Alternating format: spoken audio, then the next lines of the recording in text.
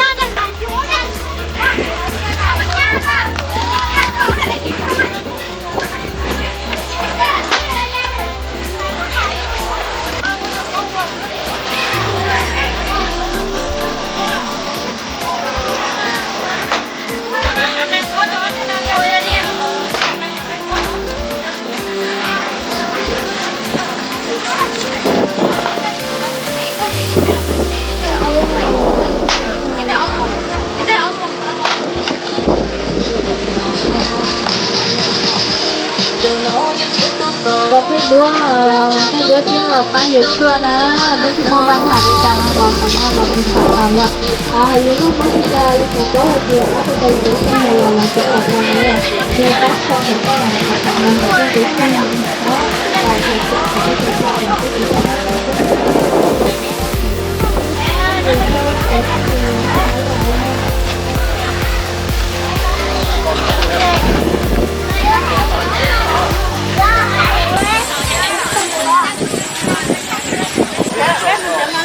新找吃海广东新找。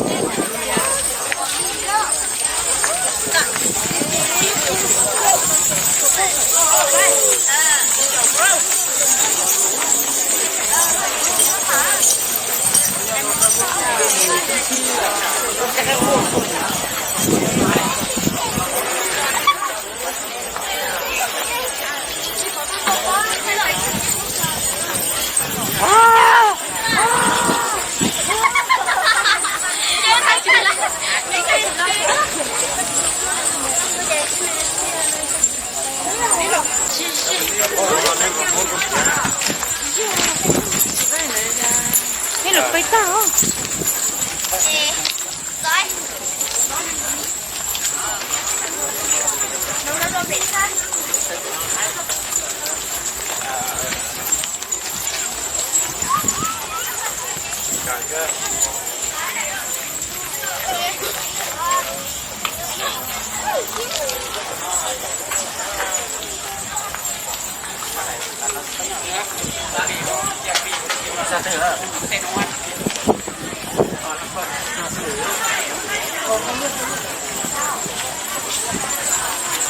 Sông dưới nó và đang mang cái hàng ở đây trong vào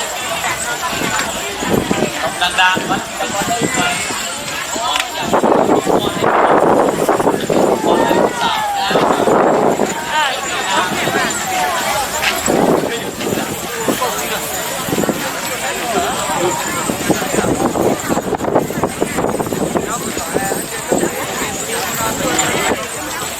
ต่อไปนี้ก็เรียนเชิญท่านใส่โรงรอใส่จูประธานที่เรามาที่นี่เมืองแหวนและท่าน不点让他以后脑子这便宜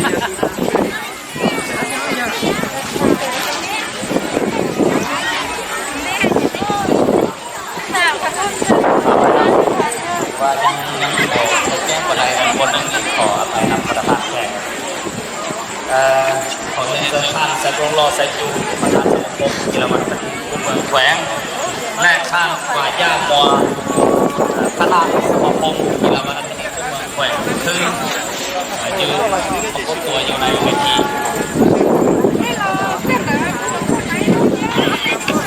ว่าต่อไปนี้แม่ทางการนำแขวง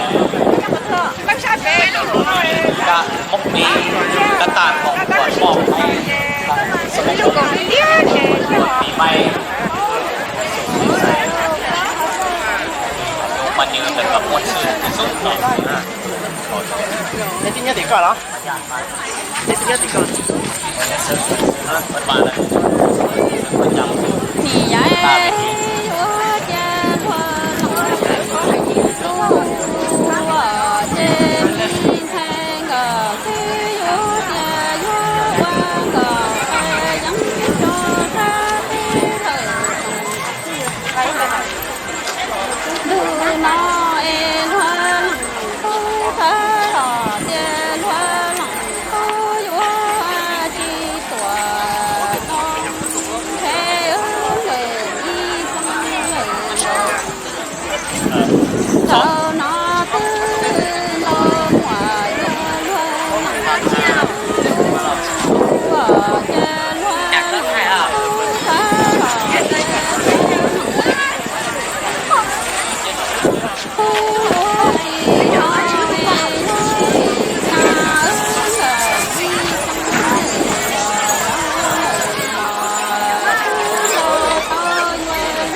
ลำดับที่ต่อไปนี้ขอเรียนเชิญท่านหัวหน้าแผนกภายในแขวงเชียงขวางขึ้นมอบกระต่างของขวัญให้ทางสมาคมขอเรียนเชิญ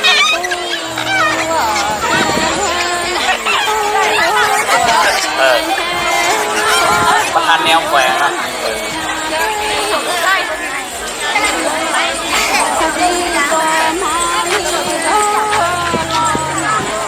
ขอเรียนเชิญเนาะประธานแนวแขวงหมอบเนาะไป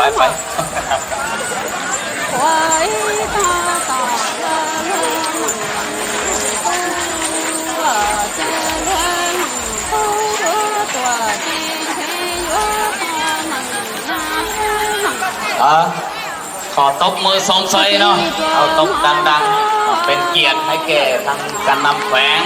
จะได้มอบกระตาของขวัญอันมีคุณค่าสูงที่สุดเนาะเป็นน้ำจิตน้ำใจทางการนำแขวงแต่ละครั้งบ่ได้ป้าบ่ได้วางก็ด้วยความเป็นห่วงเป็นใยก็มาสนับสนุนและกระทั่งมาให้ความอบอุ่นในพิธีงานเฉลิมฉลองบุญประเพณีน้องเป็นเจ้าของพี่น้องฟองมองพวกเราอย่างสุดใจเนาะขอบใจ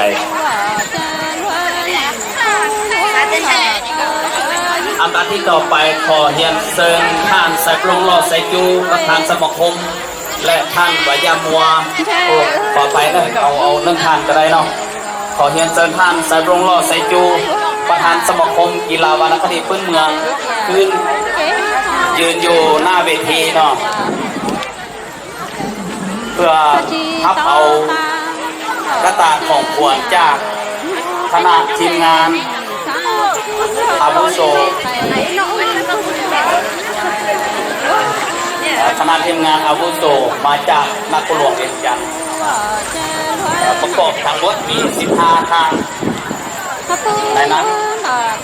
มีบรรดาท่านที่มาจากทองรัฐมนตรีก็ได้ฝากท้องม่วงเดินทางมาเยี่ยมย้ำก่อนท้องม่วงการลิ้นบุญประเพณีกินเกียงมาเป็นเจ้านำพี่น้องสาวเสียงขวบพวกเขาก็ถือว่าปีนี้ฮะก็บรรยากาศของรถเพื่อนแต่ก็ม้วนซื่นพอสมควรฉะนั้นขอเรียนเชิญท่านใส่ลงรอบใส่จู้พุทธบริไทยเวที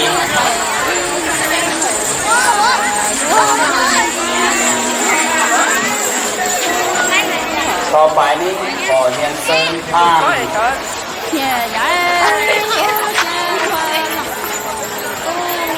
ตงเย่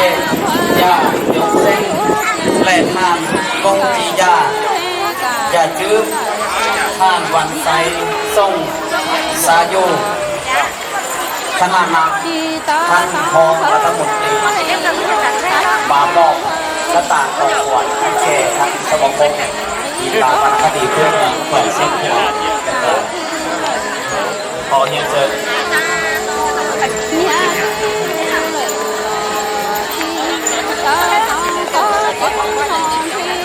ต้องสาวพวกเราเด้อเตรียมพร้อมสิมาโยนบังคอนให้กันนำพวกเราในราคาเด้อเตรียมอยู่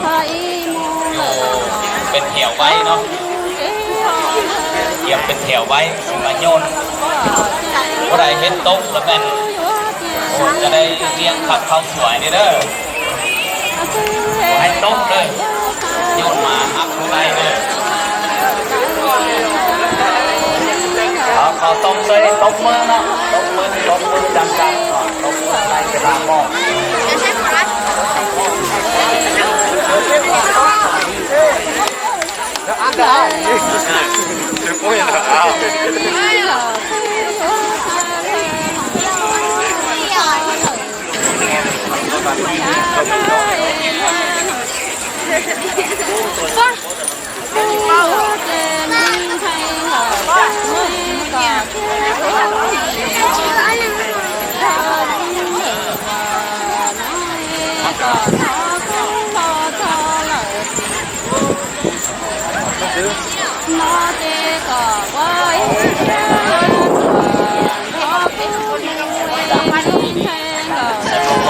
สมาคมก็ได้แจ้งไปในเวลามีคำที่คำนี้ได้ทำบัตรแล้วก็หมดตัวนี้ก็ใกล้จะสุดเขาแจ้งทางแขกทางทางรัฐแล้วก็พ่อแม่พี่น้องทางชาวไทยนั้นหมดพิธีนี้ว่าทั้งคนงานอาวุโสทั้งผู้หลวงวิญญาณในนามจากนักแข่งขันในตลาดเวลามาเยี่ยมยามแบ่งเป็นห่วงของเขามาเข้าร่วมในการลิ้นบุญกีฬาประเภทต่างๆนำพวกเขาเพื่อนก็ได้แจ้งมีการขับลำโดยเฉพาะเลยว่าขับลำเนื้อในมีขับลำ2 คนแล้วก็มีเนื้อในมีเนื้อในแม่นว่าเนื้อในคนที่เนื้อแม่นตลกตลกเกี่ยวของพี่น้องบองงเป็นที่พอตอนนี้ก็เป็นมาว่าประเทศของคนนี้เป็นมีเนื้อในแล้วก่อนที่2นี้เป็นก่อนของป่าไผ่เนอร์ก่อนที่นั่นจะทับโดยท่านปียาตู้ปียาตู้น้อยมากการสนมเป็นอะไรที่สนับสนุนประเพณีกินเกียงของพระเจ้ามีการไหนครบถ้วนมันมีลำขับลำก่อนนึงด้านไหนเขาจากนั้นก่อนที่2นี้เลยแม่นจะมีเนื้อในว่า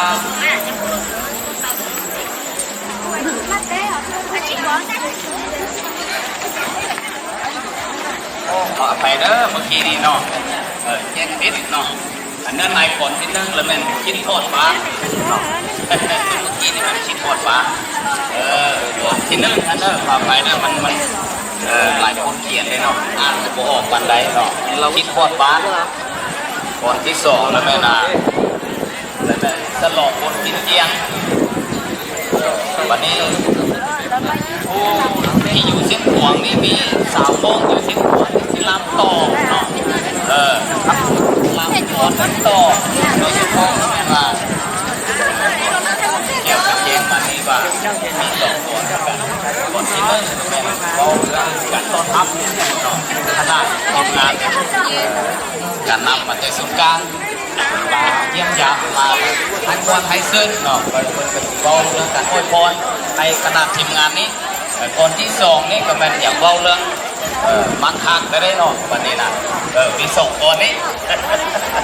เป็นไงบ้างเป็นนี่เลยอันที่สองนี่จะใกล้เข้าเลยนะน้องบรรดาก็จะสั้นแต่ว่าพวกเขาขอเวลาว่ามันก็เกิดว่าพวกเขาก็ได้แจ้ง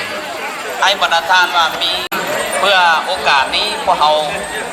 จะได้นำเอาบรรดาทานจำนวนหนึ่งอยู่ในพิธีนี้ผู้ใดอยากเบิกอยากส่งนางงัวสุนงัวควายสุนควายที่มาแล่นเต้นไปเล่นหลายจังว่าฮะพอก็จะได้ไปเอาสนามอยู่ลุ่มเนาะฉะนั้นแล้วเป็นเนื้อในที่ขับลำที่ได้แจ้งว่าทางทีมงานส่วนกลางจากองรัฐมนตรีเขาจะได้มาประกอบส่วนให้แขวงเชียง